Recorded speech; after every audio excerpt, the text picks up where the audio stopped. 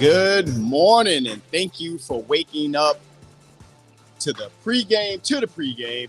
I'm your boy Shawn Xavier alongside the storyteller. This is the Hot Seat Podcast presents Football Talk live and streaming on Twitch, Facebook, and YouTube. Brought to you by Zeno. Today is December 3rd, 2023. We are finally in the month of December. If you're just now joining the show, this is where we do our due on college football, our recaps, our NFL picks, insight, conversation, everything else in between, man. We appreciate you guys again for joining us. And as always, make sure you follow us on Instagram and Facebook at the Hot Seat Podcast. And subscribe to the YouTube channel at the Hot Seat Podcast. Make sure you share it. Share it, listen, like, follow, rate us. Let us know how we're doing, how much you're enjoying the show. Welcome back again for another fine Sunday morning. My man, how you doing? Yep. If y'all I'm here, man.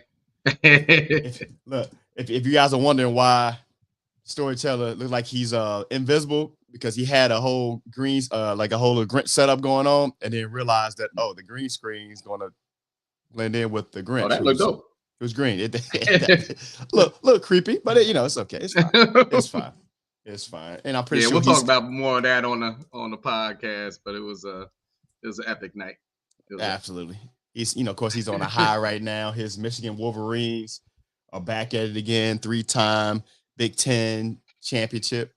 That's coming through. That's blue. That's coming through. So that's coming through. There's gonna be a lot of that going on.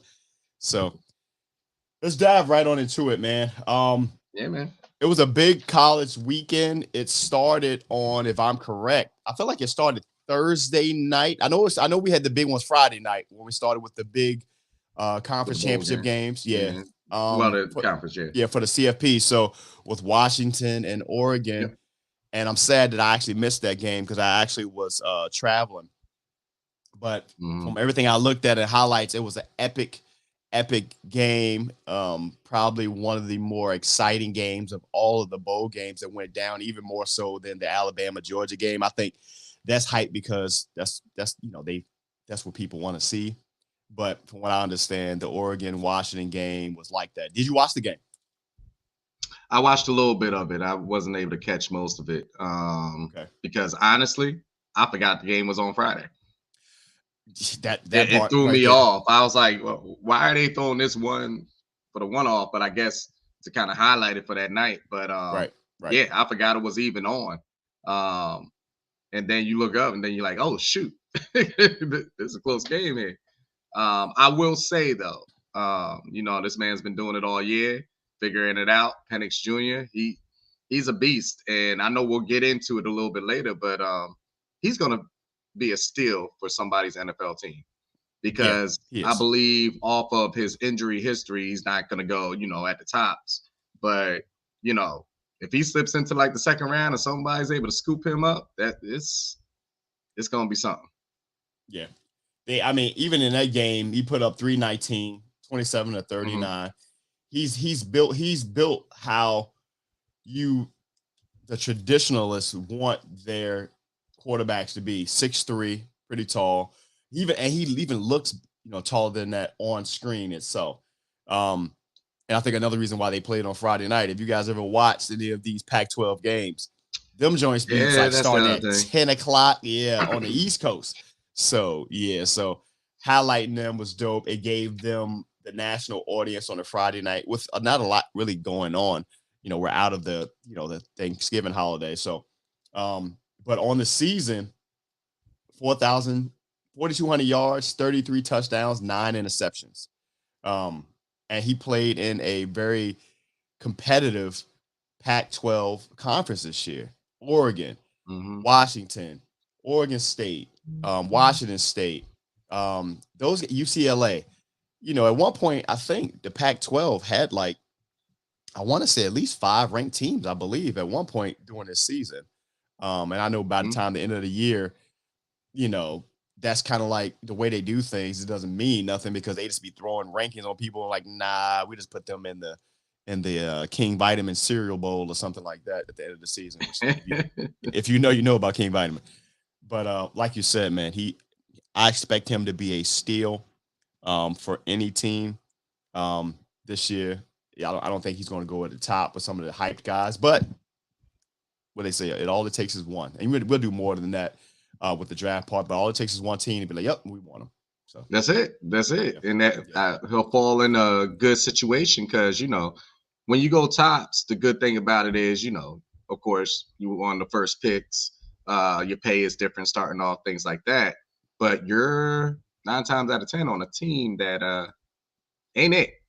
yeah, And when you're able to fall, especially quarterback wise, um, in your draft stock and go to a team where they're not going to push you to start right off the bat. You know right, what I mean? You can sit behind somebody for a year or two and get your footings right. Those are the people that they last a long time yeah. in this league. Ask Bryce Young So how and that's working out for him. yeah, and he may need it because like I said, with the injury stuff, maybe he could sit back, get truly healthy, and get out there and kill it. Year 2, year Yeah. 3 into his career. So So another I, game I that do want to popped. shout out Go ahead. I want to shout out another Go ahead. team real quick because I know this is probably not on your list. Uh, Now you good. Shoot, conferences like USA, Yes. Liberty's undefeated. They're ranked, Yes. but Liberty Yeah. went 13-0. They beat New Mexico State. You start looking at these teams. I think the other team that we were looking at, even though they got beat the other week when we were outside, who was that? Was it Old Dominion or who? Oh, you No, talking about who JMU? was You it? talking about JMU? JMU. Yeah. These teams don't get highlighted, but they do their thing. Yeah. Eventually they're gonna get forced into these bigger conferences because the other ones are gonna shut down and stuff like that. Yep. But don't be afraid to take the leap. Even you see Rutgers and you see how Maryland's coming up. Right. Things like that. Sometimes you just gotta take the leap because when you take that leap and then you're nationally televised and stuff like that, you'll see that your draft classes start getting Yep. bigger because Starting to get people bigger. just want to be Exactly. highlighted. Yeah. So So shout I'm out to with it. them. Another so Washington has punched their ticket. They should have all but punched their ticket into Oh the yeah, if college they're not football in, I game. mean. Yeah. They be on that extra stuff sometimes. And then another game that went down, Texas, Oklahoma State. Early in the season, Mhm. I was half right. I want to say it was probably somewhere around week 4, maybe 5-ish, somewhere around there, maybe a little before that. But I made a statement Mhm. on the show then that Texas and the U were back. I was half right. Texas was back. um, Yeah. yeah, and I thought for a long time that people, because remember Texas had that big win over Alabama. They gave them their one loss Mhm. early this season, man. And Yep. but I think many may have thought that Texas was kind of like going to fall off a couple of bad wins, something like that. They right here, bro, and they won their conference championship, and they won it Yep. in Big 12. Yep. yeah, it's style 49-21 over Oklahoma State. Their quarterback Quinn Evers put up over 400 yards in that game. Damn near 500. So Yeah, 452. right. So now it's going to be interesting how the debate is going to start to fall of who they're going to put into this conference because, of course, the upset, if you want to call it that, I guess, was Alabama over Georgia, 27-24, and I Yeah. watched that And game. I watched that this is game. what they didn't want this to happen because they knew that this was about to cause an uproar Yeah, for it today at is 12 o'clock. because you're looking at yes, Alabama did win the SEC championship. I got it. Mm-hmm. And they're ranked Let's number talk 8. They were about it. ranked outside of the college football playoff rankings. Texas was ranked Mm-hmm. higher than them. Texas beat Alabama this season. On a regular rational, a rational person would say, well, that's obvious. Put Texas in. But then somebody in that room, I don't know if Condoleezza Rice is still in that room or not, or whoever else is in there. I don't know who they got on this thing now. But somebody gonna be like, but is Texas better than Alabama? From what I watched in that Alabama Georgia game, I didn't necessarily think it was a really good game. That game was very sloppy on Georgia's part. Alabama just It took was. advantage of those miscues. Um, so that being, but it's Alabama. They drive ratings and money, and then like the missed field goal on top of that was for the false start that happened.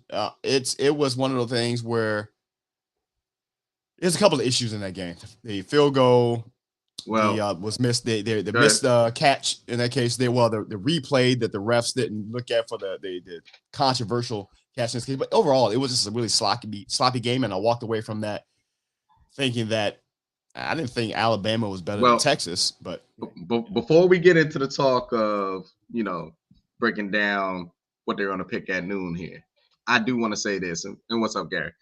Um, I'm not an Alabama hater, but I also got to give credit where it's due. Okay. Yeah. This is one of the first years that you honestly didn't look at Alabama and go, "Oh God, here we go again. They about to run this table." Right. This was one of the first years. So I heard somebody say it earlier this morning when I turned on the TV and stuff like that. They were asking the fact, do you think this is one of the most impressive coaching years for Nick Saban? And I got to put it up there, bro. I would agree. Because I agree. I really thought they were going to have a couple of losses after how they started the season. Yeah. And for you to pull your team together and for that Texas game to be your only loss, and then you go in and then you beat Georgia, who's had your number the last couple of years, you know what I mean, for the championship, that's a huge game. No matter how ugly it was, that's a huge win for them. We'll get into the talk as far as who gets put in, but just on a sense of, okay, Saban, I see you. For the naysayers that were out there, you didn't come in there with the roster that you normally have, and people like, you got to fuck up to lose this game. But yeah, I got to give them credit for this one. I agree. I agree in this case because it was the 1 year that, and I think things that get skewed, and they say if it's coach, I don't want to discredit coaches. Me being a former coach, I don't want to discredit that. But sometimes you look at a team where they're winning games so easy, and just call it what it is. Sometimes teams that are, especially in the college, mind you, this is college. These are the best high school players all over the country. Call it what it is. Of course, now they've been there for a couple of years, but at the end of the day, they're coming from the best high school programs, some of the best high school players in the world. NFL is completely different. So what I mean by that is sometimes, just like in high school, your team just has better athletes and bigger guys than the opposing teams. Look at Colorado. Colorado started off the year, the hype was there, but when they ran into those other teams that were built a little different than them, a lot of that was just bigger and more talented. Offensive lines, defensive lines. We watched it and we looked at. He's like, yo, these guys.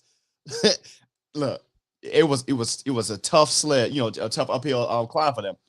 So this year being his best coaching job, I do agree because they weren't just bulldozing through everybody. You were forced to coach. You couldn't really necessarily lean back on the talents of a Jalen Hurts and all those guys and Tua and all the plethora of running backs and like Jalen Carter and all these guys up front. It's just you had a similar team. I put it this way. I feel like they had a similar team to all the rest of the college football teams that don't get those same type of players as Alabama, if that makes sense. So that does make sense. Because sometimes people look at them and they say, well, they're not better than Alabama. Well, Alabama is getting guys. Hell, it seemed like 1 or 2 years they're gonna be ready for the NFL. Some of those guys, like in these other programs, they need a couple of years to mature, and then they end up being great NFL players. So your guys just matured more than theirs. But at the end of the day, now they look like, give me a team that's probably a team that's not going to make the college football playoff, but they probably have some NFL caliber players up there. Probably like off the top of my head, you can probably look at a couple of guys from Tulane. I know there's a couple of guys Iowa. Okay, we're gonna talk about them in a minute. There's a couple of guys on the Iowa squad who's going to make the NFL. Cooper DeJean in particular. I hope he gets back for that injury because he's dope. A couple of guys out of Indiana. These teams, you don't typically expect them to make the college football playoff rankings, but at the end of the day, these guys are worthy of it. So, that's a long way of me saying that, yeah, I give, props to his coaching aspect itself. I'm looking at the schedules between the two, between Alabama and Texas. It's kind of similar. There was no real big blowout between the two as far as all they got on there. So, I mean, there's always some suspect. How did you play them this type of year game? But we'll see how that goes. And then the next game that I know you was happy to see, Michigan, Iowa, 26-zip. First game back for Coach Harbaugh. He had on the blue khakis this time. He didn't have on the regular khakis. He had on the blue khakis. He came out there. Yeah, all I do know is I love Jim Harbaugh. God damn, his glasses be thick as hell though. I'd be looking, they be taking a shot of him. I'm like, back off a coach, man. Like it'd be like so enhanced his eye. Gosh, but they went in with the Iowa team that had really a strong defense. The defense was pretty strong. 26-zip. The game was never in question, even at the beginning, because you can just see that Iowa didn't have much of an offense. Their quarterback, Deacon Hill, I thought their quarterback was like a fullback playing quarterback. Did you notice that? Like how big he is? Like he's a little chunky, man. Like Deacon Hill he's short, so he wasn't a Big Ben type. But Deacon Hill, this is his stats, bro. He's 6'3", 258. But he's only 6'3". So that's like a linebacker or something like that. I was about to say linebacker status. Right. When you look at somebody like Justin Fields, who I think is like closer to maybe 6'5" or something like that. I think he's like around at 240-ish maybe. Even Cam Newton, pretty tall, pretty heavy. Look at LeBron James. He's 6'9", whatever. He weighs 260, but he looks like that. Deacon Hill was short and compact. And I'm like, man, who is this little frumpy guy out there? And yeah, little chunky monkey boy, I tell you. But 26-zip. Again, not much offense from Iowa. Their quarterback, I mean, he only threw for barely over 1,000 yards this year. I don't even think he was their starting quarterback all season. They did go 10-3 this year. And they had some decent wins over Rutgers. They blew them out. Nebraska, tight games, though. But Michigan just kept – what I'm seeing from Michigan is they have different ways that they can play. At the end of the day, they are a very, very, very blue-collar type squad straight out of Michigan, just like Detroit and everything like that. The defense is crazy. The run game is going to hit you. The O-line is wonderful. That D-line, I think, is even better than last year. The only thing that scares me about Michigan, even though I picked them going, the only thing that scares me is J.J. McCarthy. And that's because he has a lot of Jared Goff in him.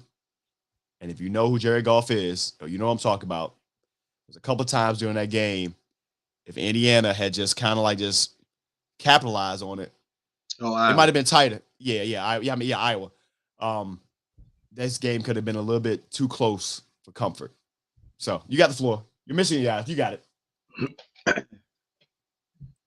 Well. First off, I'm definitely happy. I like how we looked all season.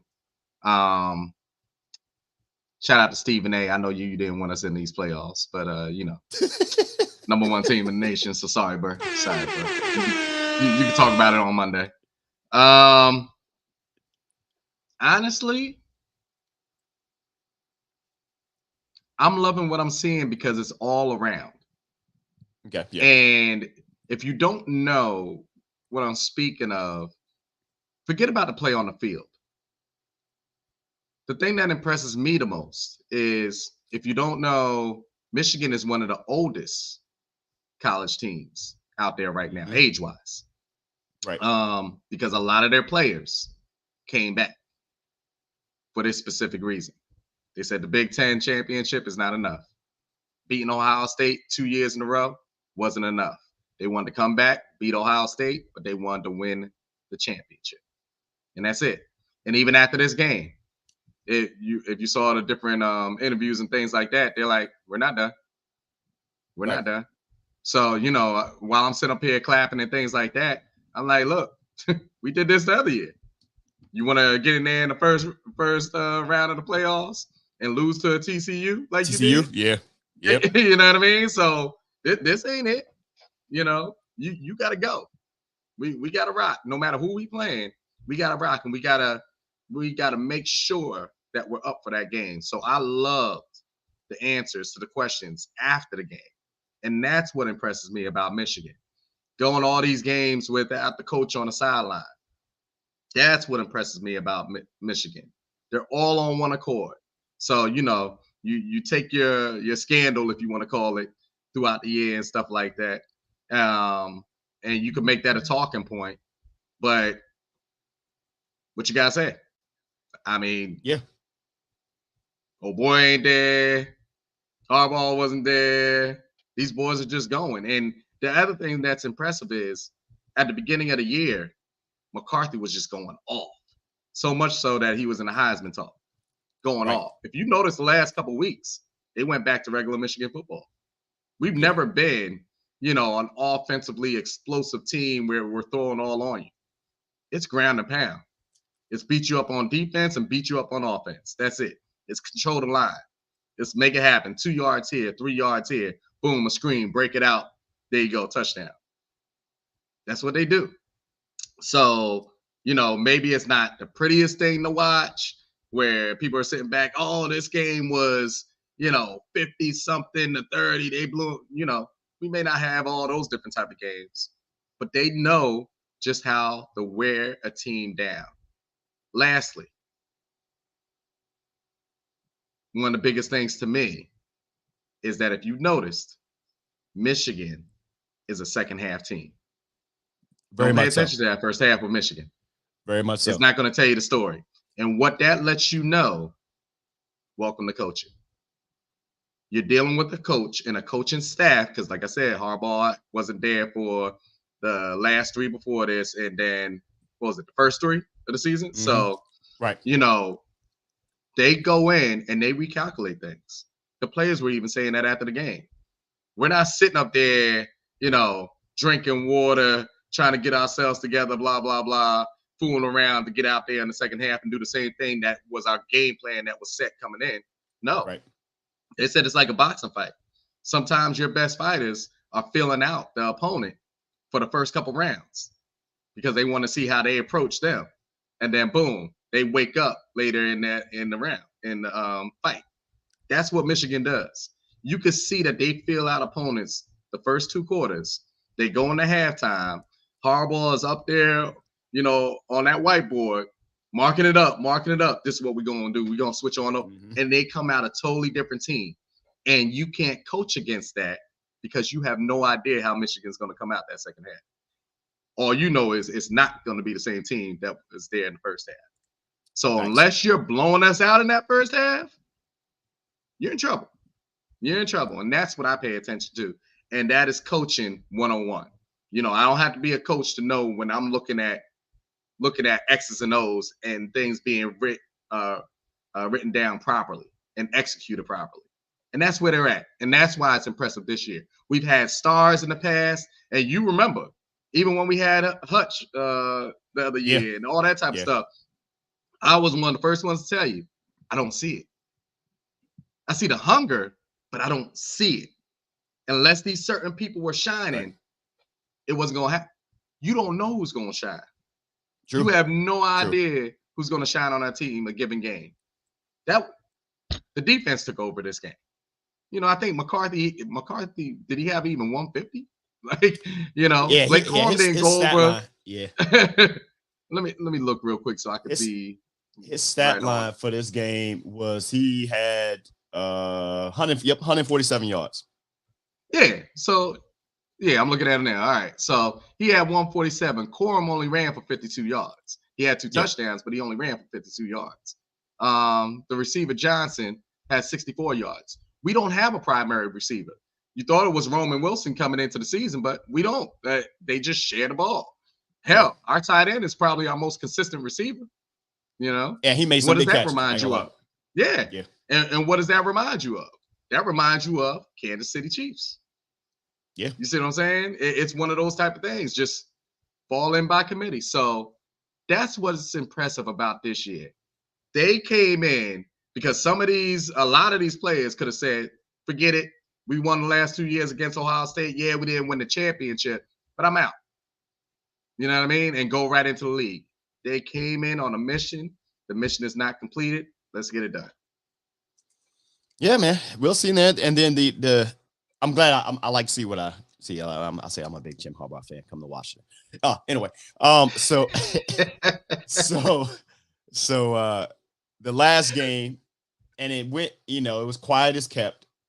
Number 4, Florida State finished off Louisville. Lamar Jackson's Louisville Cardinal, 16-6.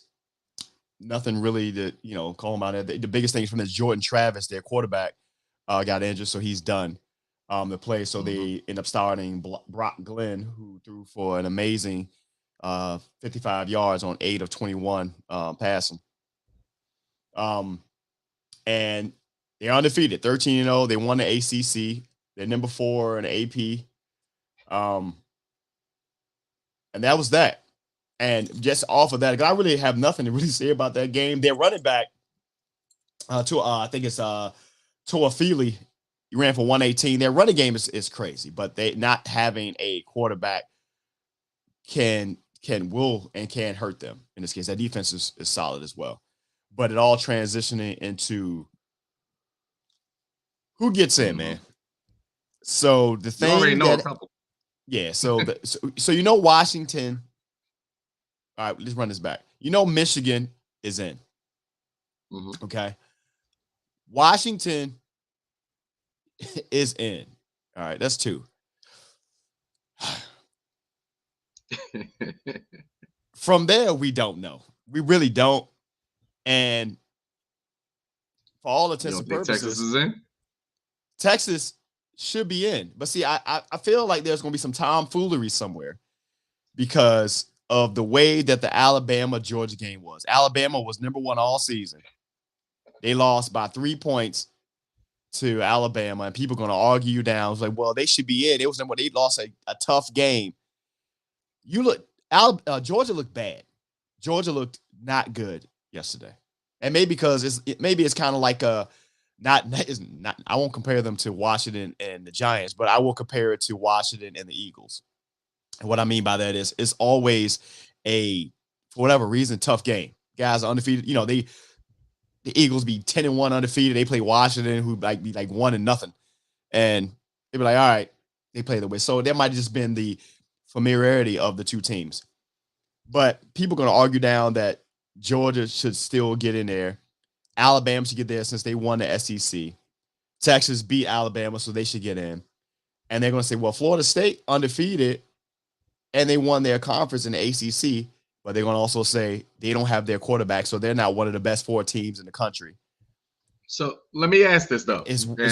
I see where you're going with it. It's weird, man.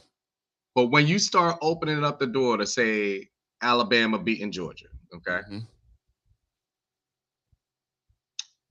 Even though they didn't play for a championship, it's because of what side they're on within the conference. Right. Ohio State only lost. And trust me, I'm not a person to stick up for Ohio State. But the only team they lost to is now Michigan, the number 1 team in the nation. Yeah. And when they played them, you're talking about a 2-3 game. Yeah. Number 2 against number 3. Right. You know what exactly. I mean? And that committee sat back and said, and this is where things are going to get real fuzzy. We're not picking the top 4 teams that deserve to be in. Right. We're picking the top 4 best teams. That's where the question mark comes in. Right. Because that's where you look at a team like Florida State and you go, you're undefeated, you won your championship, but you're without your best player. Yep. Do we really want to see that? Are you actually one of the top 4 best teams in the nation? Exactly. You deserve to be there. That's not a question. Right. And see, that's where they leave that leeway of interpretation. Yep. Because without that quarterback, are they better than Texas? Are they better than Ohio State? Are they better than Georgia? Are they better than Alabama? You see where we start going down that line? Exactly. Exactly. And that's where it's going to get fuzzy. And this is where that whole opinion comes in. And that's where people get mad. Like, hell, what am I supposed to do then? We did everything you asked us to do and more. Because a lot of people thought we were going to fall off the map because our quarterback wasn't there. Right. And we still won. This won't be a discussion if they didn't continue winning.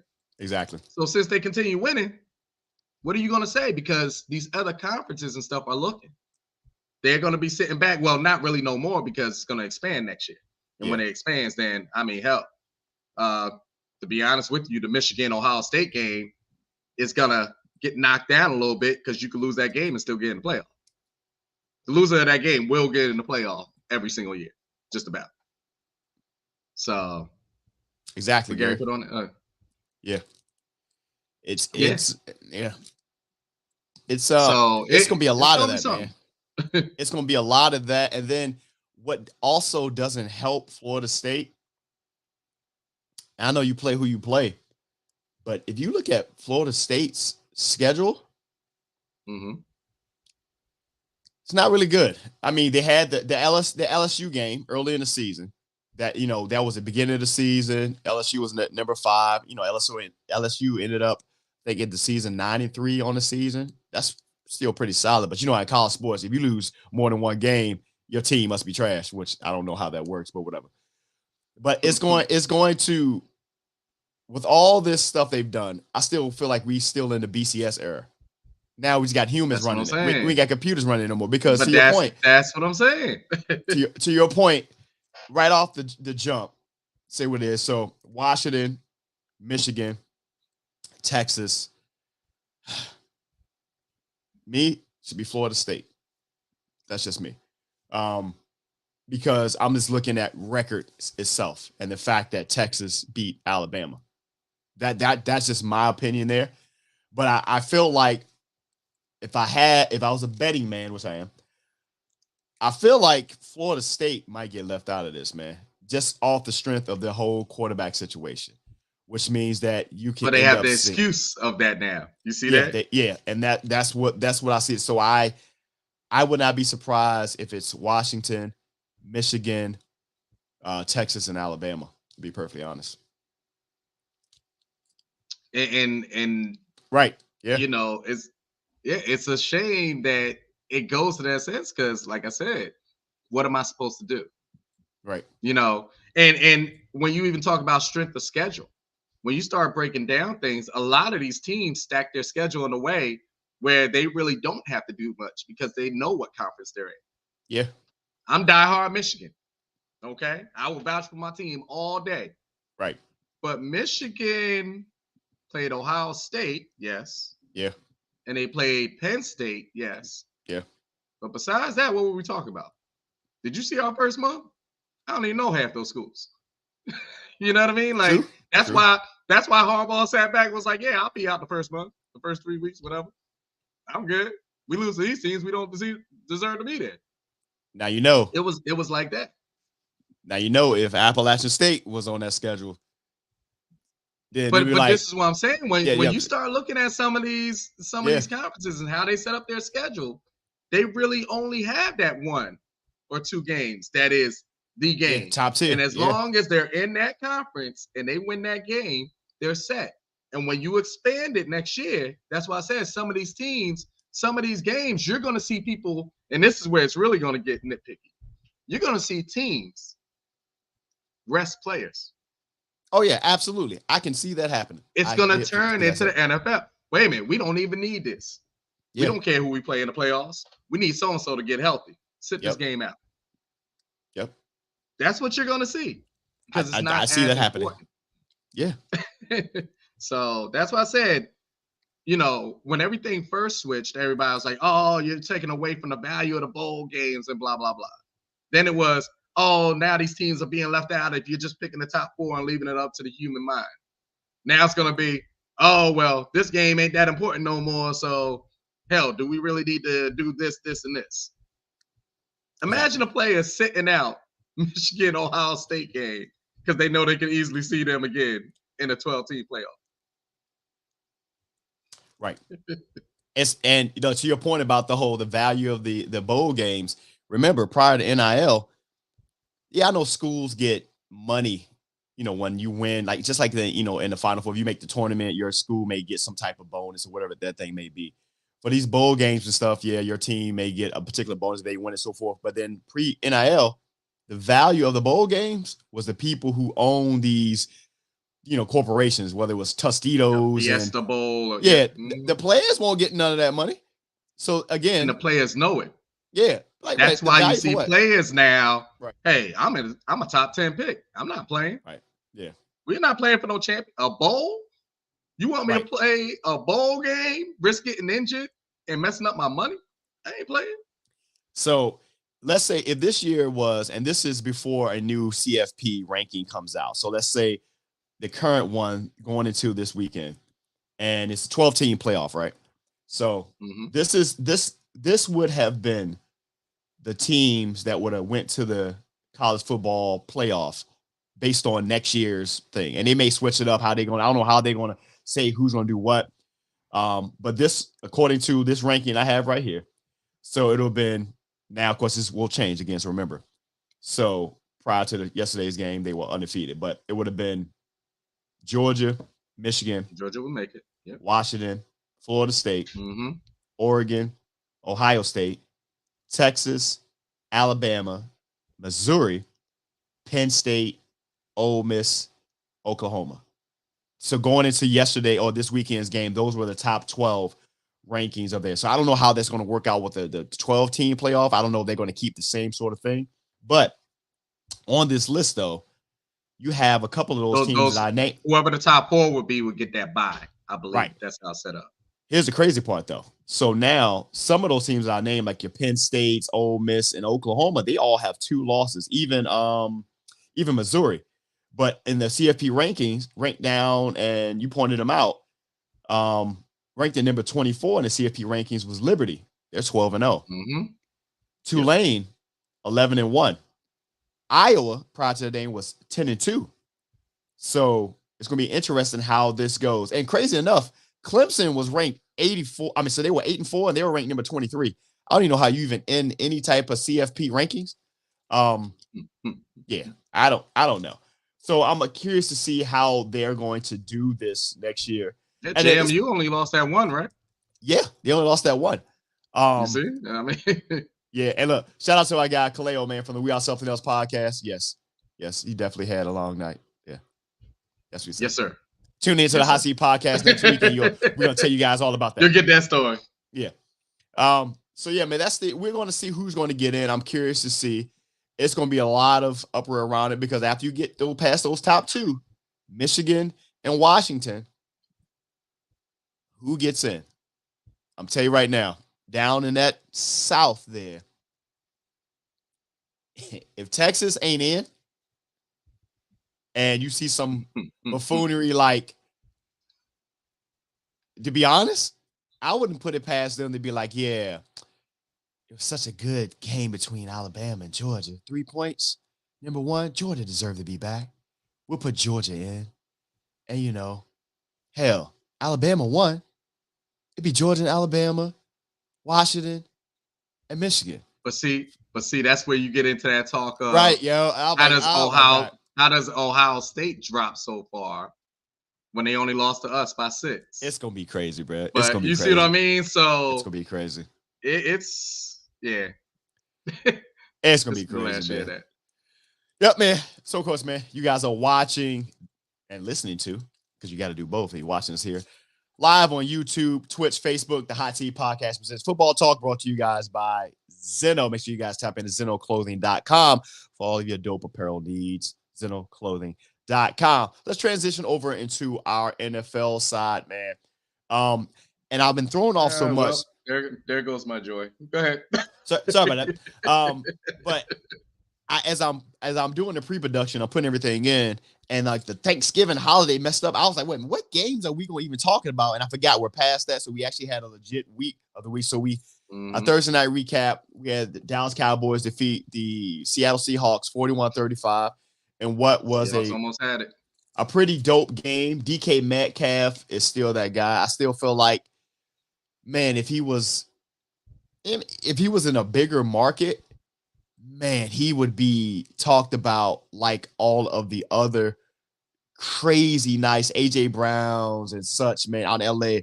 But he's out in Seattle, and you really don't see him unless it's like a nationally televised game, or a playoff game.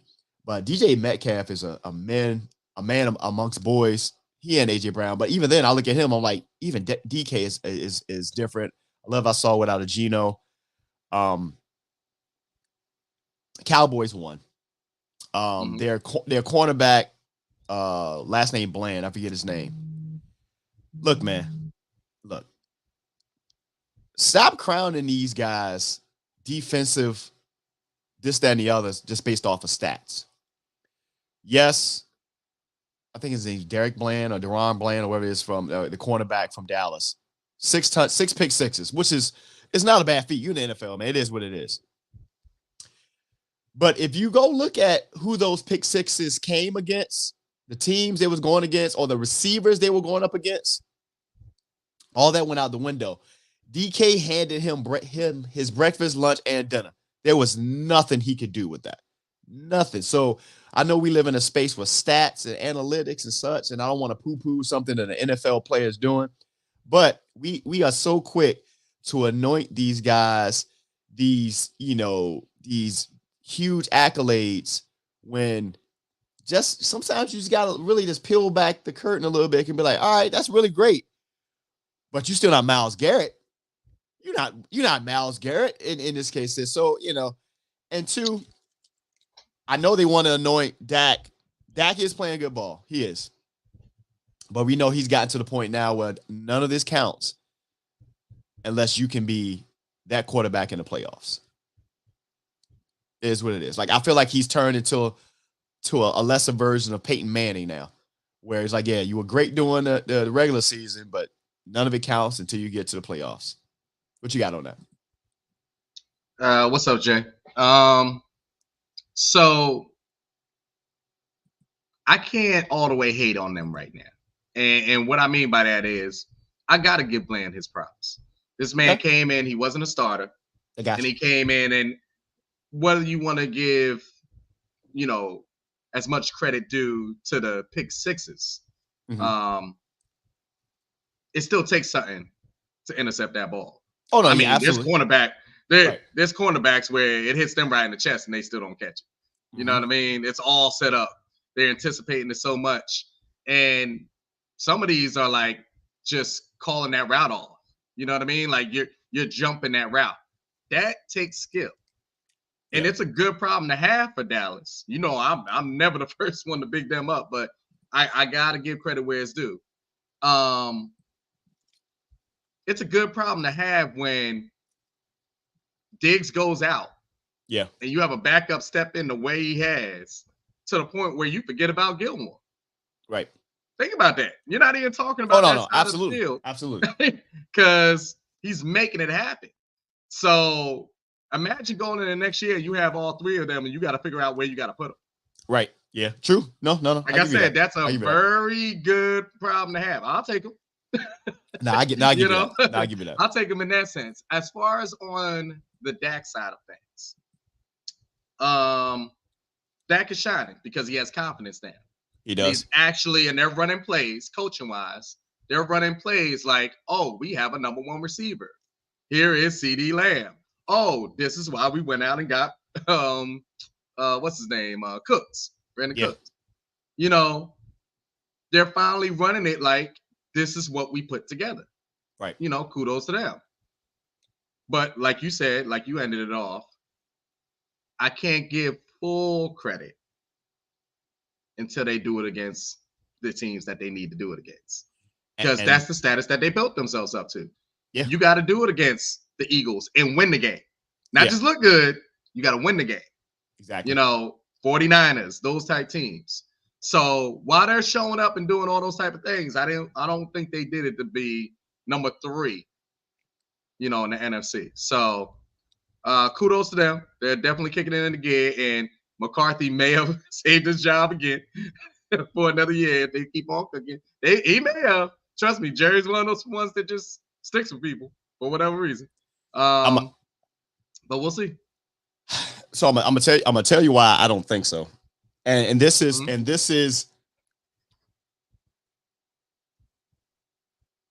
it's about to get scary for Dallas. Dallas is currently 9-3. Those 3 losses, they had that. You might want to call it an outlier, maybe. Maybe they kind of played down, or they took them for granted in Arizona when they lost that game. That was early in the season, week 3. But then they lost to they got the doors blown off them by San Francisco that following week, 42-10. And then they lost their first matchup to the Eagles, 28-23. They have the Eagles tonight. Well, next week, because they want to buy. Sunday night. Then they got Buffalo, which, even though despite what Buffalo got going on, Buffalo can be kind of, at this point, feisty. I'll call them that way. Then they got Miami, and then they got Detroit, and then they close out the season against Washington, whatever. But what is kind of concerning is the defense that was holding them down seems like it's kind of getting exposed in different aspects. Their defense against Washington, Carolina, and the Giants, they only allowed the most was 17 to the Giants, and they put up 49 points. They only allowed 10, put up 33 against the Panthers, and then they allowed 10 and gave up 45 to what? I mean, they allowed 10 and put up 45. All 3 of those teams have really bad offensive lines. They went up against Seattle 41-35, and to be honest, they won that game. But if it wasn't for the fact that one play where they should have just ran the ball, it's towards the end of the game, they should have ran the ball, and Dak went, I guess, for the jugular, and he missed that potential touchdown. Well, that long pass to them, that could have almost came back to bite them. They lose that game against Seattle. We know it looks good. They're 9-3. Yes, you win it. We'll say Herman would say we play to win the game. But there's some concerning attributes to the team because that defense isn't doing what it was doing before when it goes against the teams that have stout offensive lines. So to your point about Mike McCarthy, right now they look great, but if they mess around and go in and lose to Philly next week, let's say they beat Buffalo and then they lose to Miami or Detroit, and they come into the playoffs, they're going to be a wild card team because they're not going to win a division, and they get an unfavorable matchup, they could be one and done again. And then, that may not be it for, that may be it. For if they lose that early into the playoff, I definitely see it. Yeah. So, but if somehow, let's say they get to the NFC championship game, right, for whatever reason, and they lose out. Yeah. You just don't know. Yeah. You don't know. It's going to be interesting to see how this plays out. Because, at the end of the day, all this stuff is about matchups. We always wonder why teams can play so good against certain squads and then they play against other ones and they just don't match up well. We went to the Giants-Washington game. Everything on this side of heaven or whatever. I wasn't even going to talk about it. They should have won that game.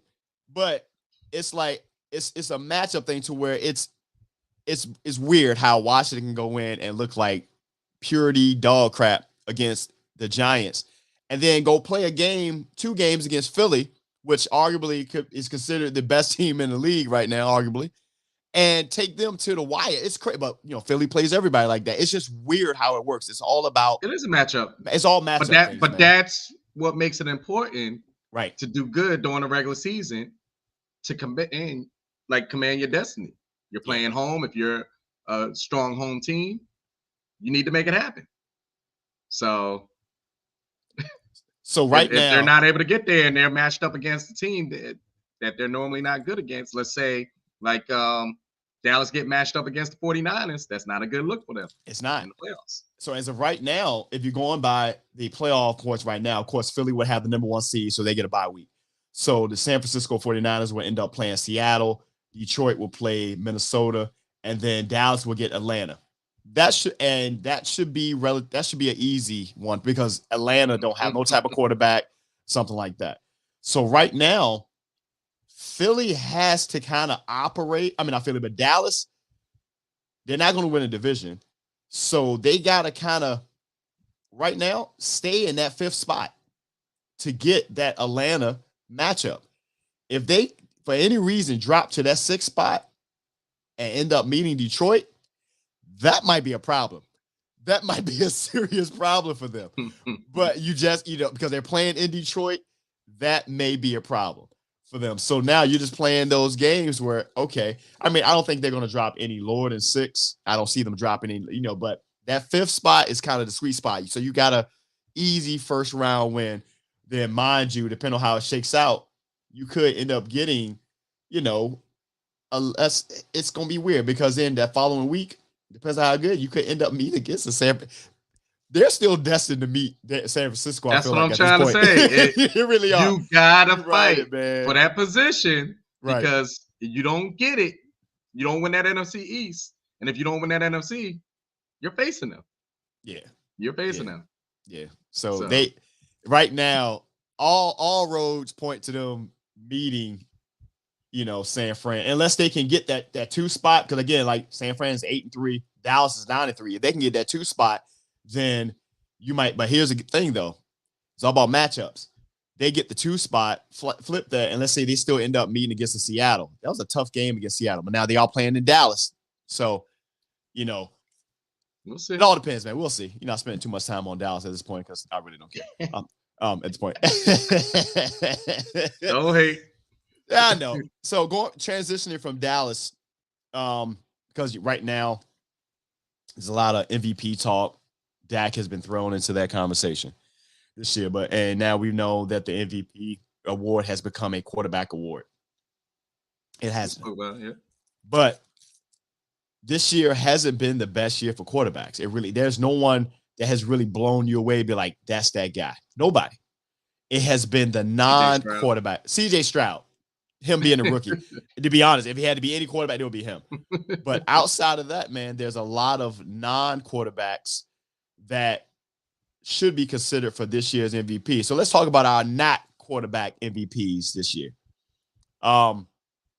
First name that comes to mind would be, to me, Tyreek Hill.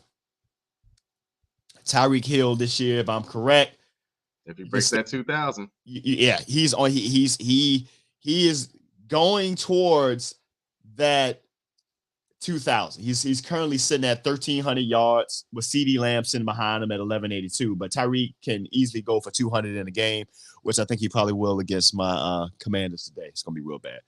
But also in that same conversation, you have Christian McCaffrey this year. Eric brought him up the other week. Yeah.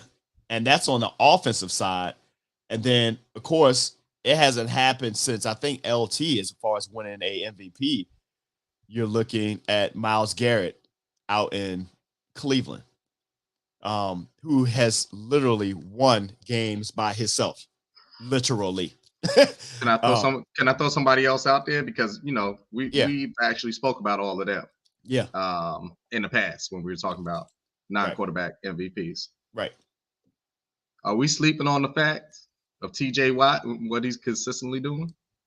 Right. And Steelers, somehow, they win. I know Eric don't want to hear that, but he's a problem, man. Yes. Consistently, year after year. So you got to put some respect on TJ Watt's name. If you go look at stat-wise, because remember, I was the one talking about Myles Garrett for the last couple of weeks. But you go look at stats, even for this year, it's very similar. And TJ's actually beating Myles Garrett in some of those stats. Yes. So it is what it is. Numbers don't lie. It doesn't. First of all, I want to know what the hell is in that Watt water. because from JJ to TJ, like it was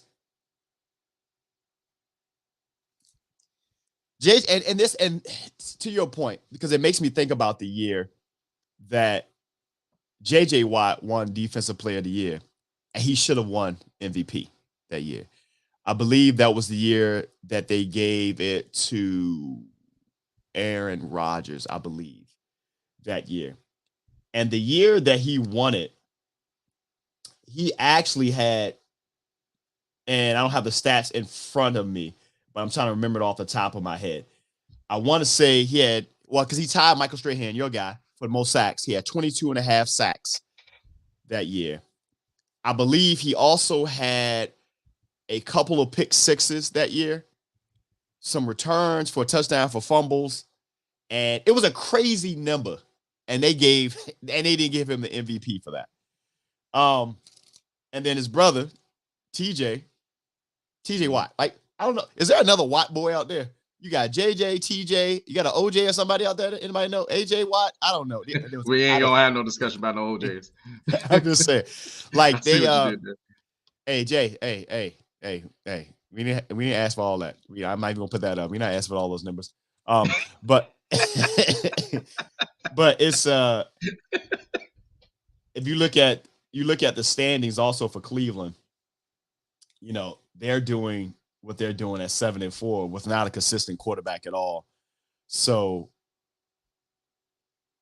DJ, did DJ what? Okay, I thought there was another third. I know there was three boys, Eric. But it's gonna be interesting who they ultimately give the MVP to. So wait a minute. I just pulled it up real quick.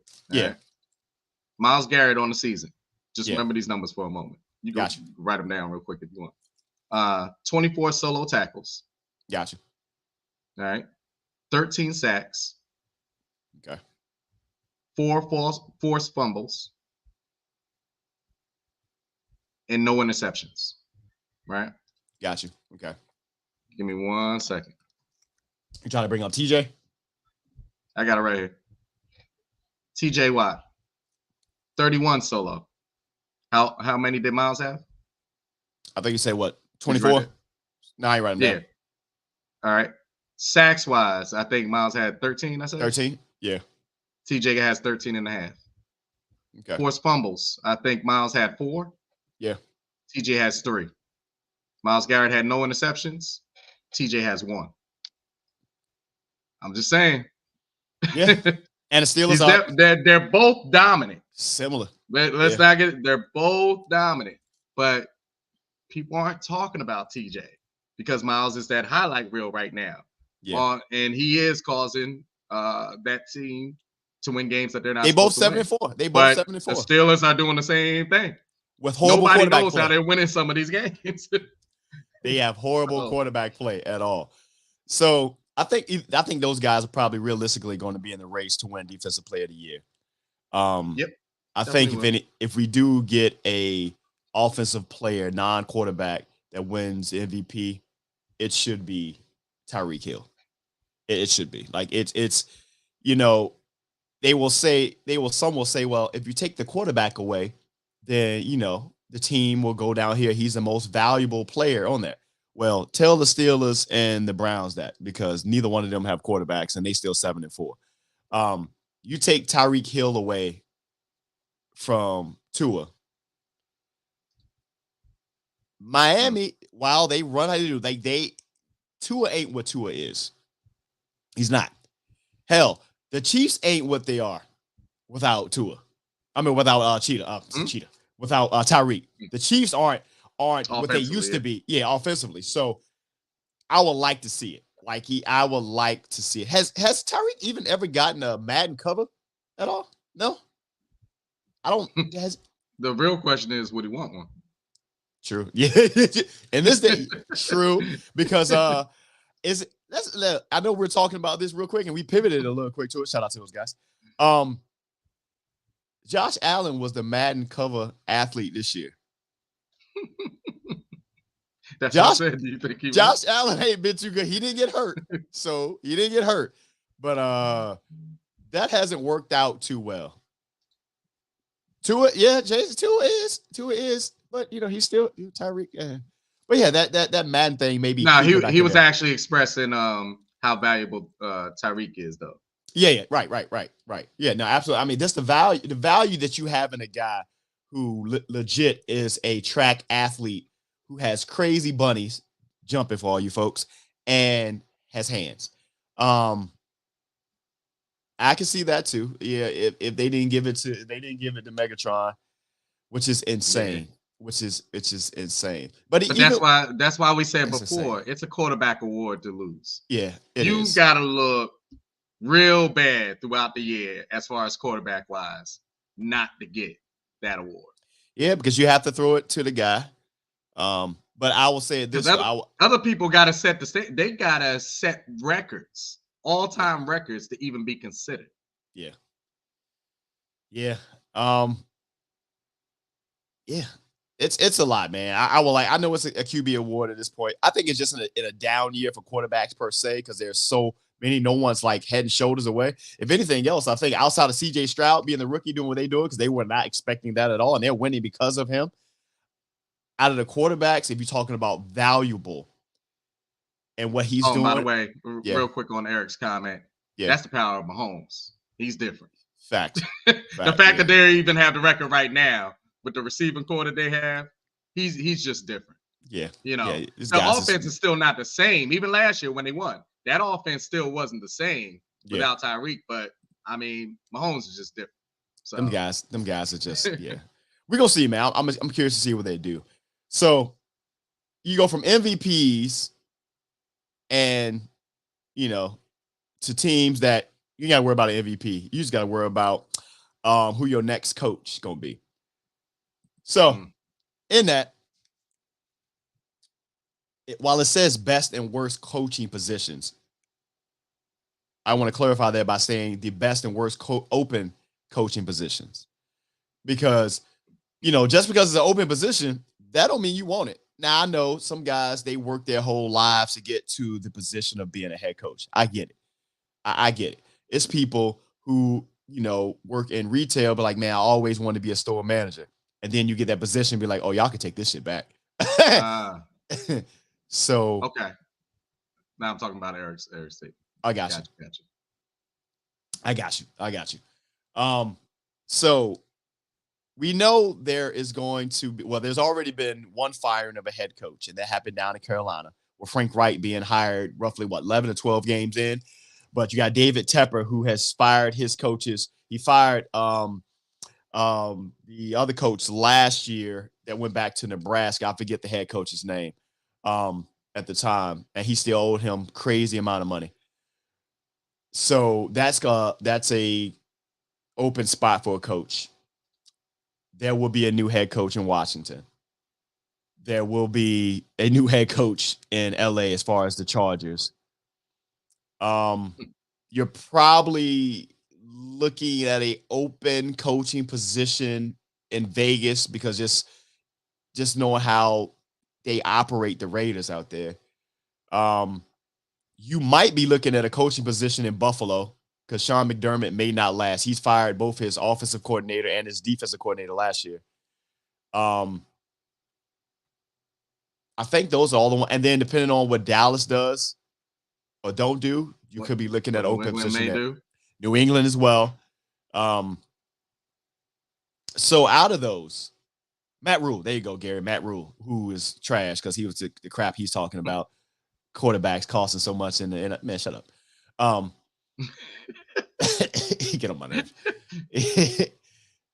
Out of those places, man, what is the best or worst head coach opening or potential opening coming up in your opinion? I don't want to touch Carolina without no picks, and I gotta sit there with with that setup. I don't want to be there. As a coach, Yeah. you just need to coach, but I'm not trying to go into no situation where I'm not really gonna get feel for my team and moving options till years down the road. And hell, I might get fired that very first year. All of a sudden, that had absolutely nothing to do with me.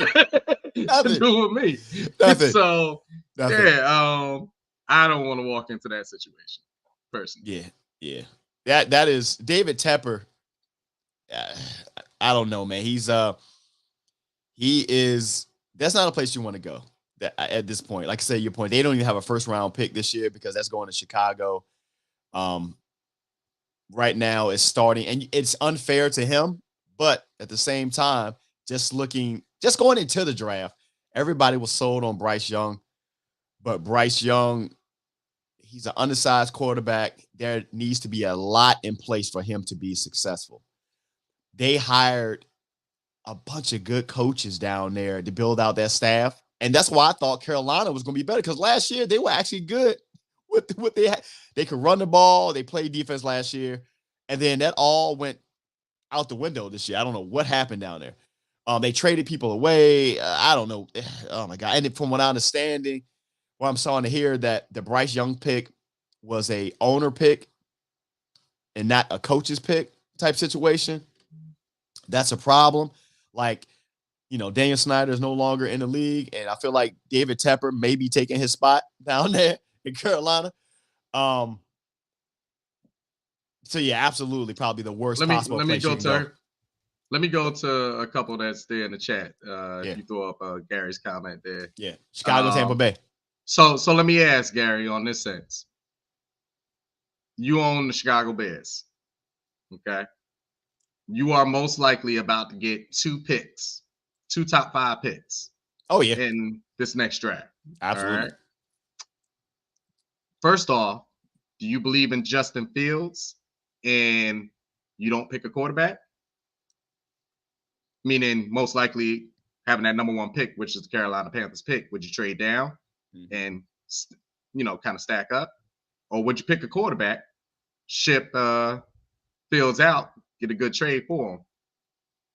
So that's the question on Chicago. At least you have options compared to the Panthers. Tampa Bay wise, do you feel like they're a quarterback away? Do you feel like you can get your defense together and just be a quarterback away? Because you've had that tandem of wide receiving core out there. Right. So do you think they're a quarterback away or something like that? So that's on those 2 right there. I know George said New England. I don't know. That's going to be a real sticky situation. Just on the fact of, does it open up? How it opens up? Is it going to be because that would would it be a trade of a coach? Yeah, it will be. Yeah, it'd be like a John Gruden type situation. And what is that going to command? Yeah. What is going to be taken away? Because he's not leaving as far as retiring from the NFL. He's going to go set the record over Don Shula for wins. So, yeah, that depends on what's going to be there. What do you put there? Yeah, so as far as Chicago, they do not believe in the coach and the GM. They do not. So they will have to get the right people there and then try to trade down, to flip him for some assets. So here's the thing with that, though. You have to do that early. If you're going to move on Fields, you got to do that early, because if they pick a quarterback first, no one's going to give you what you want for Justin Fields, because you're already telling them that, hey, we're moving on from him. See what I'm saying? So now if you say, hey, we're going to trade him out now, it's kind of like a thing, like we're going to put and see what we can get for him now. But at the moment that they make a pick for a quarterback, the value of Justin Fields will go down.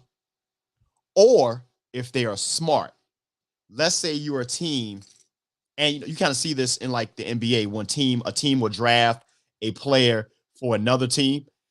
If the Chicago Bears does something and they say, I don't think this has ever happened that way. I don't think.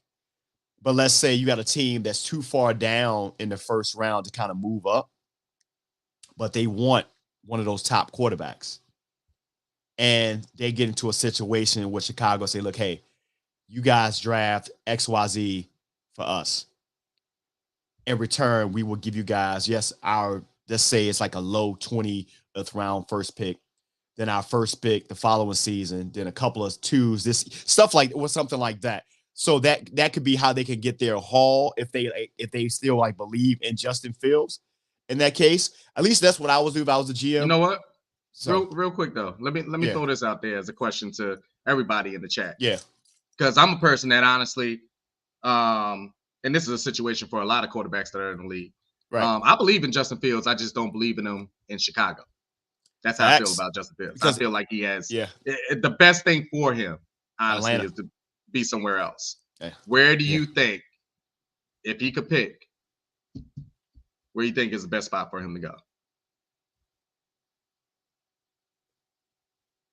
I'm not sure who Paul Peters is. I don't know. So I think the best spot for him to go would be Atlanta. I think Atlanta, to where he plays down there, they do have Bijan. They do have a lot of weapons. A pretty decent offensive line.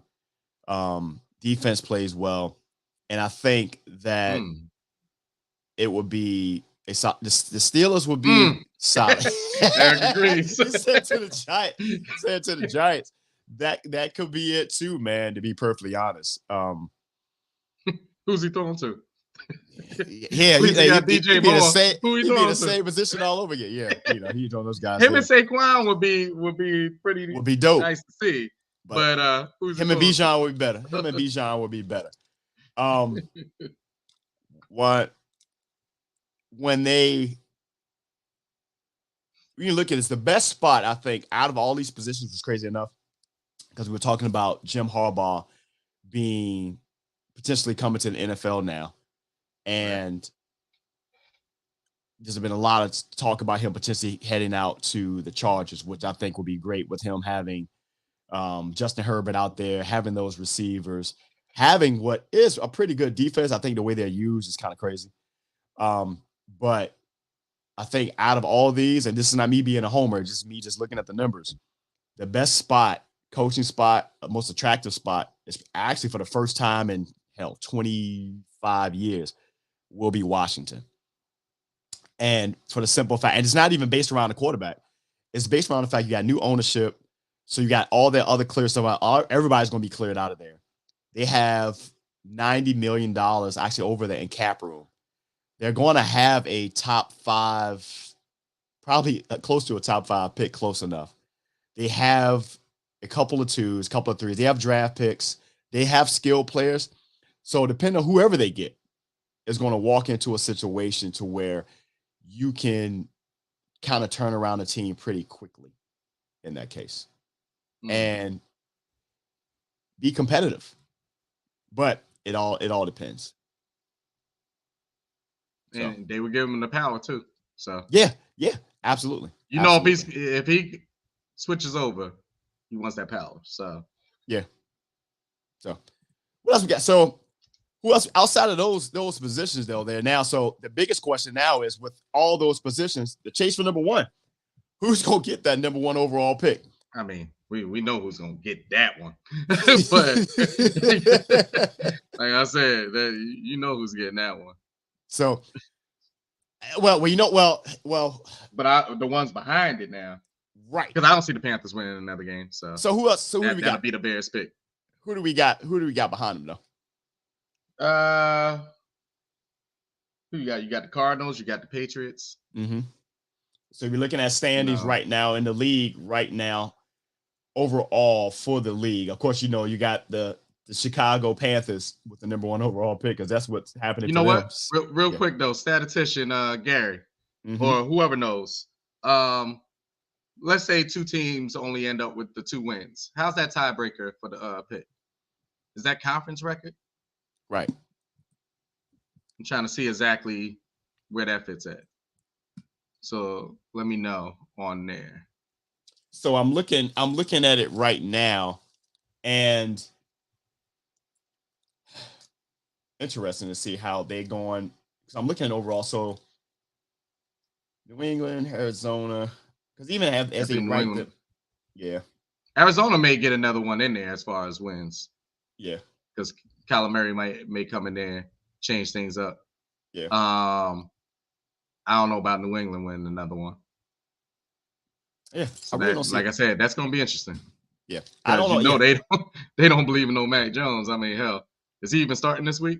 What's his name starting this week, right? I don't even know. But remember when Mac Jones went out there and they thought he was like, I don't know if they kind of like just messed him up out there with the whole the defensive coordinator be the offensive coordinator, and then the offensive coordinator be the defense. I don't know, man, but he looked like he was promising at one point, and then he's become completely undone down in New England for some reason. I'm not really sure why. So I'm not sure what happened there. So, but yeah, Gary, if you go have back that, to George's point, real quick, as far as New England being a good spot for coach to come in.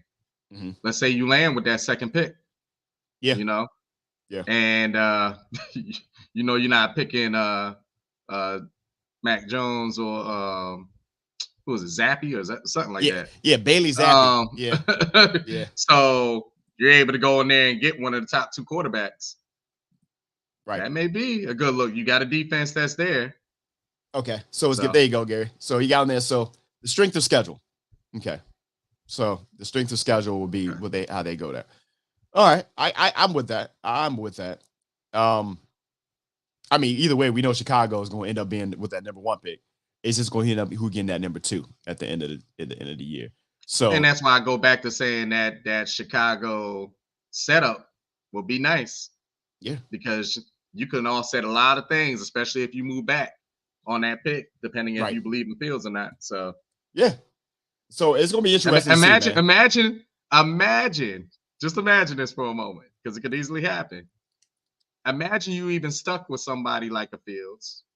True. And you trade back, but you still got another high pick with your regular pick, and you get Marvin Harrison Jr. And then you get a couple other picks in the first round. Bananas. And you got DJ Moore on the other side. That's scary. They have the potential of building something out, but the first thing they have to do is get the right coaches in there, because like the coaching aspect, again, like he you can also get that with picking the quarterback at number 1 too, though. Yeah, he dipped back. Because like you said, they're gonna have 2 back.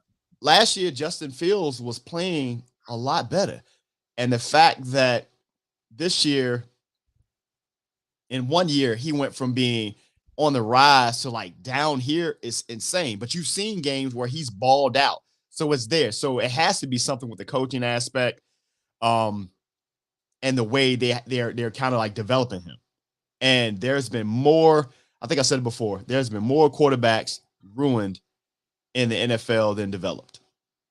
You want to know something though, and not to stick on this, but I just want to ask this really out to Eric, because we definitely spoke about this throughout the years. Right. I know stuff is being paid attention to as far as Fields, but isn't it crazy, at least to me, how deeply they were talking about Lamar Jackson and not being the typical quarterback and not being able to throw this ball, even though we always thought he could throw the ball. Right. And they're not approaching the Fields situation. I hear talk about it in a way, but if you want to talk somebody that is honestly only surviving off the run, that's more of a Fields conversation. Right.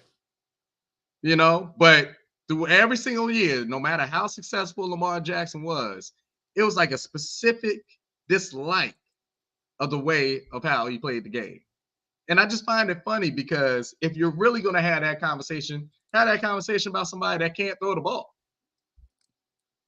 Yes. At least hasn't really proven it on a consistent basis. So it was, and I think a lot of that goes into that, because there is wow.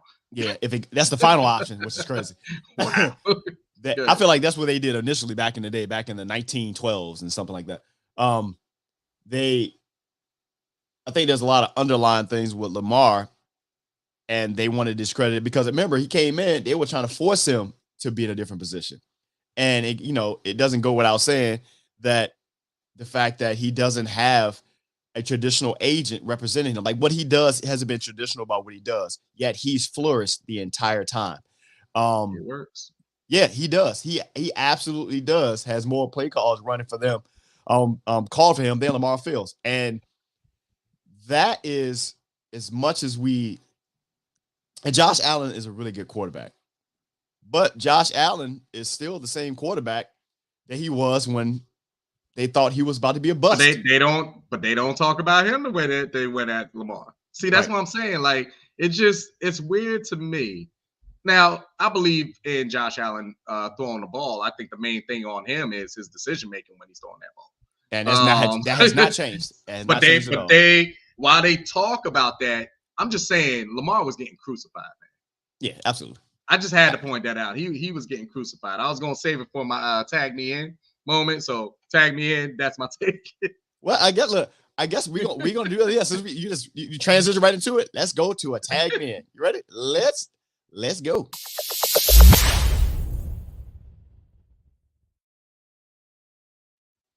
Our favorite, come to be our favorite segment now. Tag me in. So yeah, so I'm gonna go ahead and do it again. There you go. Let's go. There you go. Good. It's for me or you? You. I kind of did my first one. Fair enough. There's only two of us on the screen right now. So we got. So good. My tag me in.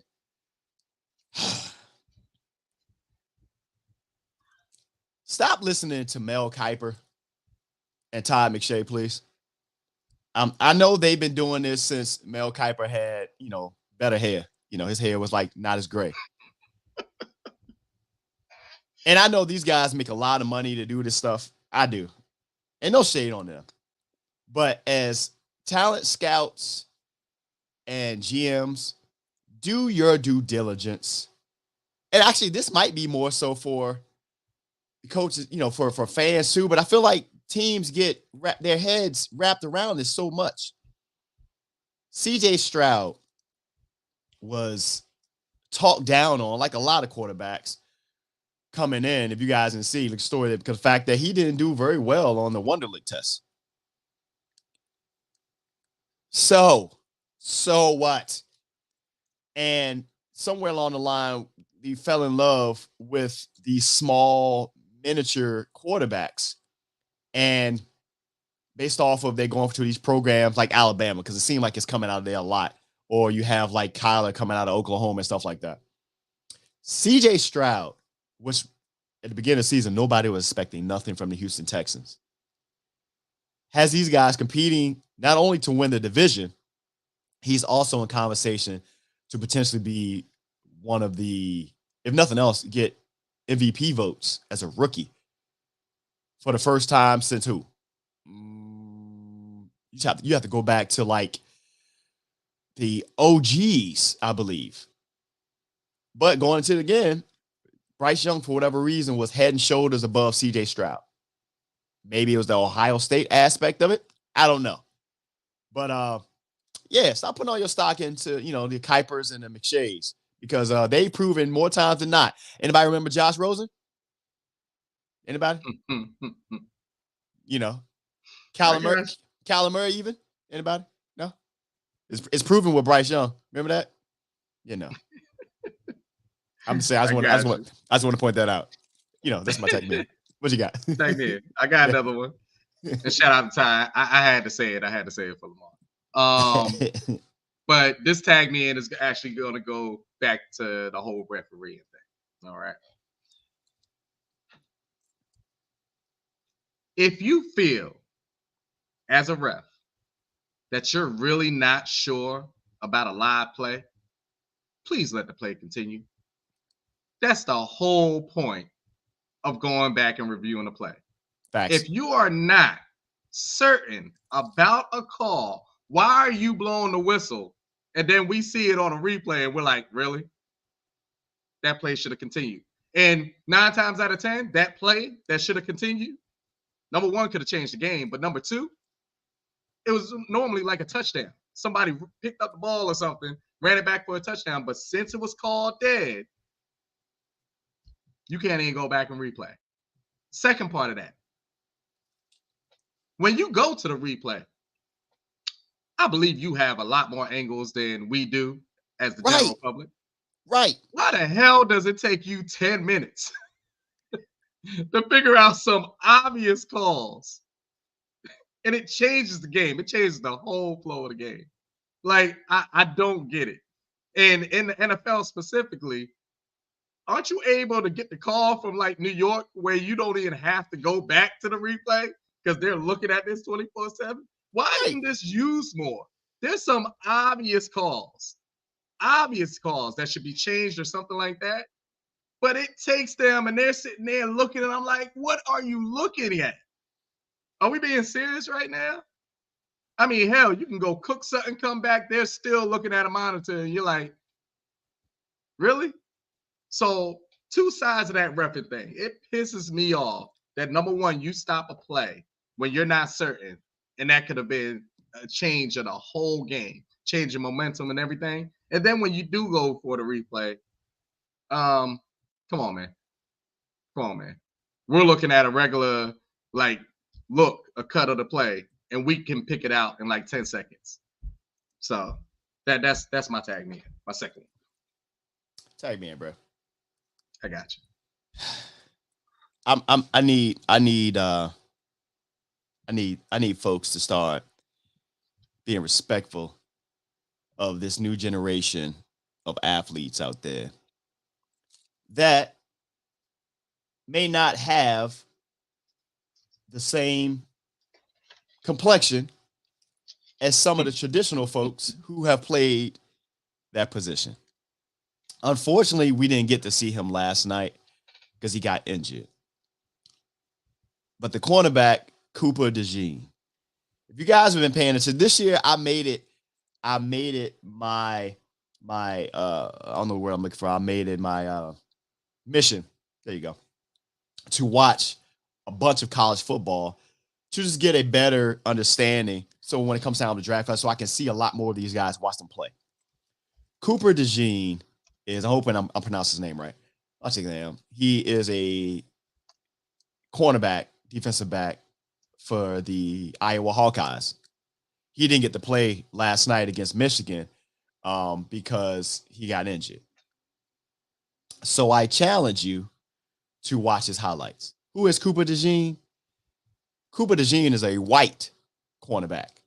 Okay. As you look around the NFL, there's not a lot of Caucasian cornerbacks. You get some safeties, you got like John Lynch and those guys there. But you guys remember Jason Sehorn? Yeah. I remember Jason Sehorn back in the day? Mm. Yeah. Jason Sehorn was pretty dope. Was a pretty dope cornerback. He reminded me of John B. Cooper DeJean has a lot of John B in him. But when I say go look at his highlights, and it's for rights purposes, I didn't show it on the show. Athlete, like basketball, hops. He has a good size. He 6 foot at least. Quickness is crazy. So I was excited to see him last night, and that's why he got injured. Like, because see him match up, even though you guys don't have a number one receiver, just see him on the field. That was his time to, get on a national stage to really be, to really drive up his draft stock. So I'm curious to see where he go. But there's a lot of these players out there that, like, they put that stigma on black quarterbacks for the longest time. Hey, you can't play, quarterback, be a receiver, be a tight end or something like that. And they do it to cornerbacks too. You got a white cornerback out there saying, nah, we'll make you a slot receiver. We'll make you a linebacker or something like that. My man's is a solid cornerback. And I think any team that drafts him, you're talking about a steal, as long as they don't try to move him to like some BS stuff like, hey, play safety or have him play like a linebacker, put on weight. You get him as a corner, I guarantee you have a steal in this year's draft. That's my take. Look, I got one last quick one. There you go. Got to end it off with talking smack as far as being Michigan. All right. Ryan Day, you are 56-7 as a head coach. You are 1-3 versus Michigan. You are 1-6 versus top 5 teams. Maybe you should stop paying attention to who we got on the sideline. Pay attention to your team. Oh, snap. Games. Oh, snap. That's all I got. Michigan all the way. Let's get to those picks.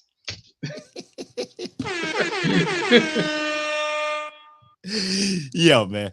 All right, so we're going to get in right to what you guys came here for, man. You guys, of course, you're watching the Hot Seat Podcast presents Football Talk, brought to you by Zeno Clothing. Make sure you check out Zeno Clothing for all your apparel needs. They got some new beanies coming in, which is pretty dope. So, hold on, let me see if I can get Earl in there. Let's see. Yeah. Look at Cooper DeJean, though. Riley Moss, look at Cooper DeJean. Much better. Tell you that right now. I'm going to tell you that right now. And before we do that, we're going to get my man Earl on the phone because I know he wants his picks as well in. So we got to make sure I get him patched in to the line for show if he's ready. So there he is right there. I'm going to bring him in right now. Earl, you with us? Yes, sir. What's up? All right, man. I got you tapped in. What up? What's up, man? Make sure the folks can hear you and whatnot. All right. That's what Mike. Yep. Of course, that's where we are. So before we do any of that, though, I got to show you guys our results from week 12, 13.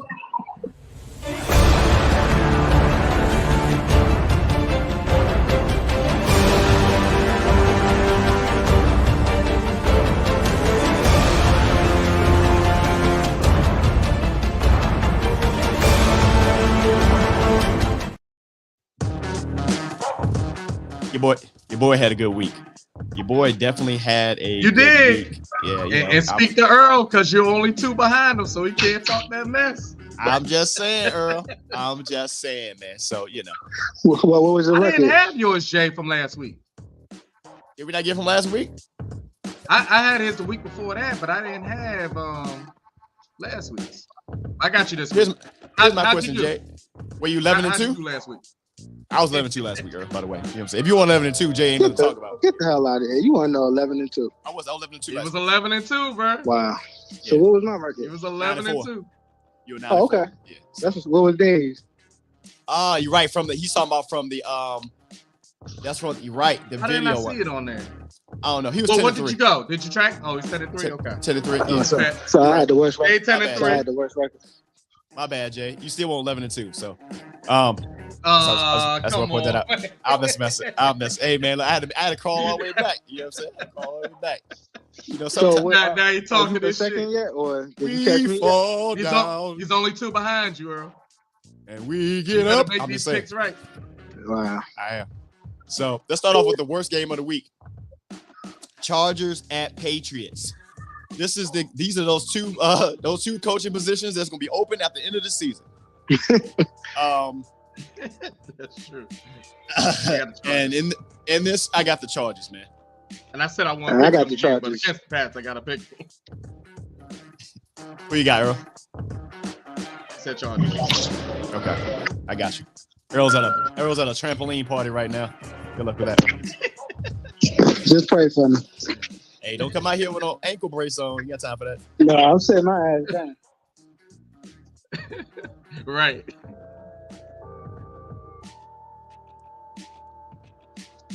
Everybody on the Chargers this week. Ah. Got it. No, I can believe it, Gary. But you can put that out. That's what I'm talking about. I said I wasn't going to pick them again, but against the Pats. But we beat them. But that defense is going up against Bailey Zappi. I can't take no guy named Bailey Zappi, right? Because you're gonna play somewhere, Go ahead. Lions at Saints. Lions at Saints. Lions. Mute your phone, Earl, when you ain't speaking. Lions. Yeah, I got the Lions on this. I got the Lions. I will say this though, I need Jared Goff. Hey, I need you to get it together now. You had a couple of times where you're starting to look real Jared Golfish. I don't like it. Very Jared Golfish. Yeah, I mean, only Jared Goff can be Jared Golfish. You know what I'm saying? That's the old boy that got put out of what was that, Congress or whatever? Santos guy. Yeah, they went back on there. He was like, "No, I wasn't saying I'm Jewish. I was saying I was Jewish." Like, what? He was like, "All right, sir, thank you. Get your ass up out of here." Yes, have that. Oh man. There we go. Next. We got Falcons at Jets. I got the Falcons. I got Falcons too. Oh, seems like somebody about to go the other way. Yeah, man, because the quarterback situation in the Falcons ain't good either. I got the Jets, man. I got the Jets in this game. Okay. That might be one right there, Earl. Yeah, I got the Jets. Their defense is still pretty solid. And I don't trust porn stash guy. There you go. Their team should be better than this, even though they are winning their division right now, which is crazy. All right. Cardinals at Steelers. God, they Got Mike Steelers. Tomlin. God, they gonna He Mike just Tomlin, finds a way, bro. He just finds a way, bro. Pittsburgh. I got you. Yeah, Let's they. see. Wow. That's. Yeah. Let's see. Give it a second. Got 3 more to get in. I got you.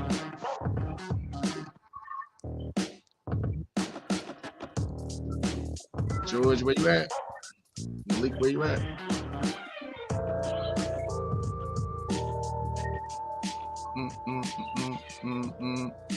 All right, that's enough time. Go ahead. Get your picks in, George. And I see it. There we go.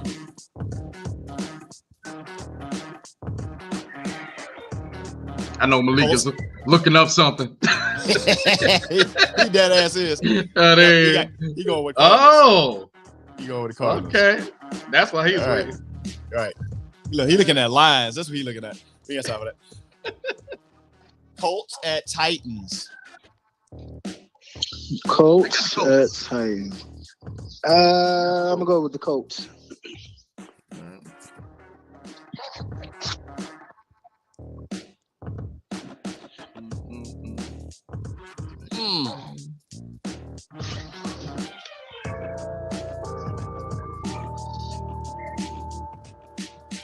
Let me go. Am I still in second place? Barely. Yeah, I told you. Okay. I told you Shawn's 2 behind. Okay. Yeah, let me go with the Titans on this one, man. Let me go with the Titans. All right.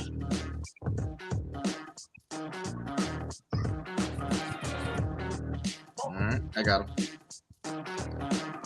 Dolphins at Commanders. Dolphins. Oh, sorry, okay. Bro. Sorry, bro. Yeah. I thought he might do it too, Earl. I thought he might. Nah. I just gave. Since he didn't pick him, this would be the one time. I gave Tyreek the MVP. He gonna burn our corners up, man. Sure is. They gonna burn them up, bro. These. Yeah. Look, George is going with the Commanders. Oh. Okay, George. This was. If something crazy was to happen, would this potentially be like the upset of the season? Yeah, would this be the upset of the season if that was to happen? It would be, but it ain't gonna happen. I mean, it shouldn't happen. But it should not. This should not happen. It shouldn't happen just because. Jay said not a chance. Yeah, and I just want to be on the record to say, if for some reason the sun shined right and they won this game, I believe they should fire Ron Rivera right after the game. Why? Because that means is if you had that defense, right after that. Quick question to Jay though. Yeah. Hold on. Did everything go out? For a second you did, but you good. You back. Oh, I lost him. Oh no. I'll wait for him to come back. I lost him for a second. Dave will be back in a moment, guys. His connection went out. Maybe something died. I'm not sure what just happened. So I'm just going to keep on there. It's still raining. It's still raining out. Yeah, the weather is some bullshit. And I'm surprised I'm out today, yo. Yeah, the weather is crazy right now. It is going to make this Washington Denver Dolphins game messy. But that just means that you could have some receivers slipping, but you also means that those defenders won't be able to change direction how they are used to. So, Tyreek Hill going to have a field day out there. Yeah, because you run a slant it's a wrap for you, bro. Trying to keep up with it. Yeah. And they run well. They run well in Washington. So and y'all feel ain't the best either. Actually, no, it's pretty good. Actually, to be honest, the field ain't what it was several years ago. The field's actually pretty good. So they put some work into it. Yeah, I told you they put $40 million into that stadium since the new ownership bought it. So, but they don't. First of all, we have poor linebackers. The linebackers can't cover. So that alone says they're going to be able to run right through them. It's going to be. I don't think it's going to be the highest scoring game that people think, but I think they definitely are going to lose this game.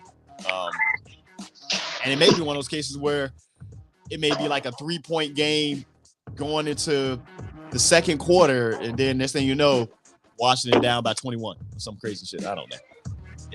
We'll see. I'm just biding time to Dave come back because Dave connection went out. I'm assuming some power died or something. I'm not even sure. So I'm just here on the street, biding time at this point. Let's see where things going. For all of you guys watching football this weekend, I'm curious to know how we are doing in our fantasy space, and I'm gonna bring Dave back because now I'm just going to add random conversation. There we go. There he is. Yeah, my bad. Welcome back, Dave. Welcome back. My bad. Yeah, you're fine. Ohio State got me. All right, so I think everybody picked who they picked for the Commanders-Dolphins game, so let's go and move past that. Broncos at Texans. This is going to be all of a sudden. Real quick. Just out to Jay. That's what I was gonna say. Jay, do you feel like old boy backup running back should I got the Texans. I got you. Put that in the chat for me, Jay. Oh, the Texans at home? Yeah, they're home. Okay. We gonna see. Jay said nothing yet. Good. Let's see. You got the Texans for Earl. I got the Texans. I got the Broncos in this game, actually. Yeah, that's what I'm speaking of. Let me see. Who we got? All right. You on your own there, brother. Yeah, I know. You say you got who? The Broncos? I got Broncos. All right. Hey, they looking good lately. The defense is actually what it's supposed to be. Playing like they're supposed to be right now, which is kind of crazy. And Jay said yes, definitely. He said definitely. And Jay picked the Broncos as well. I feel like they brought him back a little early before. Yeah. He is a beast. Panthers at Buccaneers. You already know for me. I don't Buccaneers. Think another. Yeah, Buccaneers. I got Bucks. Yeah, Buccaneers in this game. I think Godwin against the Chiefs. Bucks at Panthers. Buccaneers at Panthers. Oh, Bucks and Panthers. Oh, Panthers at Bucks, brother. Panthers at Bucks. I'm going to Bucks. Yeah.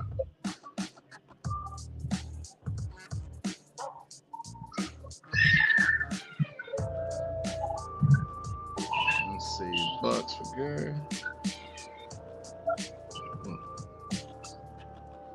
Okay. Bucks for. Jay said Panthers with the upset. I know the Bears will be upset, but like, what are you doing? What are you doing? Join the life of a Giants fan the last 2 weeks. Like, what are you doing? I'm like, oh my God.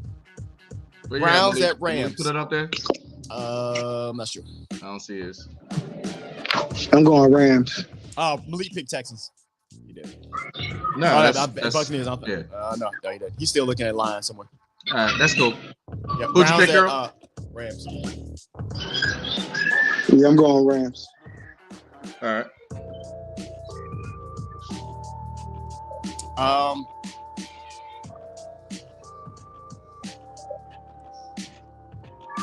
I'm going Rams. I got the Browns this week. I got the Browns. Okay. Malik picked the Bucks, by the way. Shawn trying to come up. I'm just analyzing the games in my head. It's been working out so far. Yo, Gary throwing me off. I'm like, what the hell is this? It's a ram. I'm like, is that a sheep? I didn't know what the hell was going on there. We love our viewers and our listeners, man. I'm trying to get over this hangover. Right. But he's like, huh? I can't be looking at stuff. Oh my God. Let's go. Yeah, I got pressed. But 49ers at Eagles. Woo. I got the Eagles. I got 49ers. I believe in Hurts. I believe that the Niners will win this game.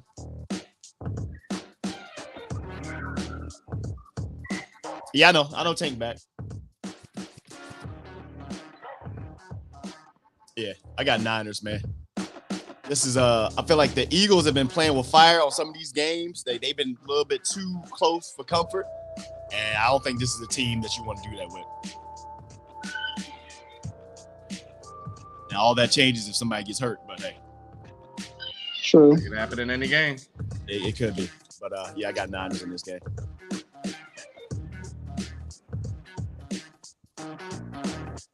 Everybody good? Yep. Yeah. Plus, I just like how the Niners come out of the locker room with the big boom box. That's gonna get me hyped, bro. Like, I don't even know why. I'm like, yeah, that right there. These guys, yeah, they can put it in work. Chiefs at Packers. I felt like they should have flexed this game, but whatever. I got Chiefs. Yeah.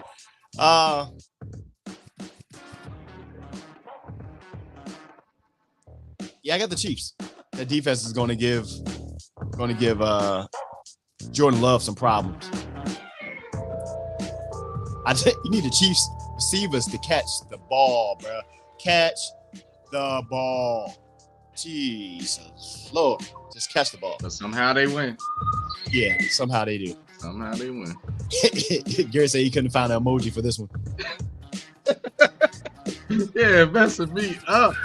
Jay, Washington versus Seattle was the previous week. Well, the previous week. Yeah, we're playing. Yeah, what you talking about?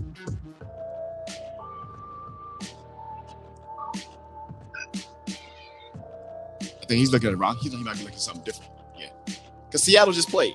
Seattle players played Thursday. Yeah, they played Thursday. Yeah. Who else I'm missing? Where's Malik?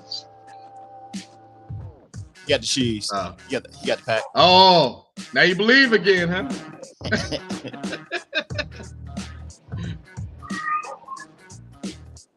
Oh, I see it. You know what? Yeah, my bad. I see what you're talking about now, Jay.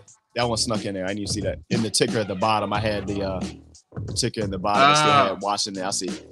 Thanks for calling that out. I didn't even see that in there. There you go. Good job. Docking that pay. You docking that pay. You ain't lying. I didn't even still see that Jay in there. I was like, oh, okay. I appreciate you that, Jay. I appreciate you. So I get that on out of there real quick. Co-producer Jay. There we go. Got it going. There it is. See? It's all done. I got it. Look, ESPN messes up too. ESPN messes. I took a picture of it, just so I can point that out. So Monday night game, Bengals at Jaguars. They Jags. Yes, God. Yeah. Who's the quarterback in Cincinnati right now? I don't even know. Like, I think Browning or something. Oh, Browning. Yeah. Jake Browning. Yeah. I don't like it. I don't like his last name. Be good. I got that. Wow. His name is sound weird. With it? Yeah. Yeah. You know what I'm saying? That's where he went with. I don't like his name. I tell you that, and I don't like people who got their first and last name or both first names. Can't trust them. I don't like it. Mm-hmm. Jags. That makes that Texans game very important because Texans lose that game. Jags got a little breathing room, but Jags got to make sure that they show up too. Sunshine been looking suspect at times. I don't like it. I think everybody's on the Jags for that though. You too, Earl? For the Jags and who? Jags and the Bengals. Yeah, I got the Jags. Gotcha. Where Gary at? He Jags. decided. Up there. Yeah, he's up there. He was trying to find the emoji. That's what he was doing. And that is our picks, folks. No. No? All right, Oh, fellas. shit, the Thursday night game. Wait, Earl. Got about Thursday night We got game. Pat Steelers. Yep, I ain't even put that in there. My bad. Who's the Thursday night game? Pats at Steelers. Steelers. And who? Steelers and who? Patriots. Oh, yeah, Steelers. Steelers. Yeah, I got the Steelers. Yeah. All right, I'm out. I appreciate you, man. Because I got. All right, bro.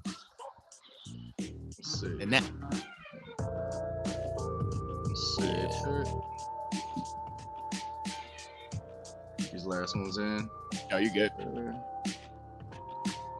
And Malik, who you got? Watch, he said, I'm going to pick the Pats in upset. Something crazy. You might.